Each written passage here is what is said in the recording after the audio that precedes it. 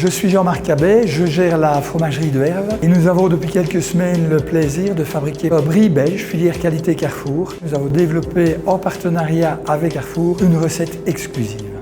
Le cahier des charges que nous avons développé avec Carrefour va gérer toute une série de critères pour produire un lait de qualité différenciée, à commencer évidemment par l'alimentation de la vache, où on va gérer notamment que l'aliment principal soit l'herbe, et pour ça on va garantir que les vaches pâturent minimum 180 jours par an. Le reste des aliments doit provenir en général de pas plus de 30 km de la ferme et va être également garanti exempt d'OGM.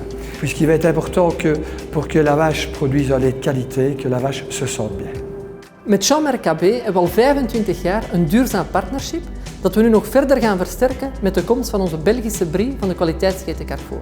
We zijn enorm trots dat we de Belgische producenten kunnen ondersteunen door hun een eerlijke vergoeding te geven voor hun producten en door hun vakkennis te waarderen.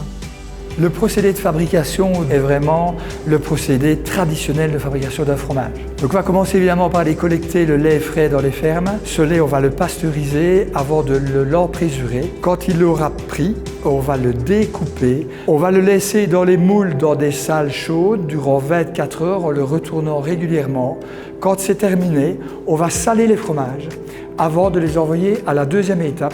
L'affinage va durer environ 3 semaines. La première étape, ça va être d'ensemencer les fromages avec la belle flore d'affinage blanche.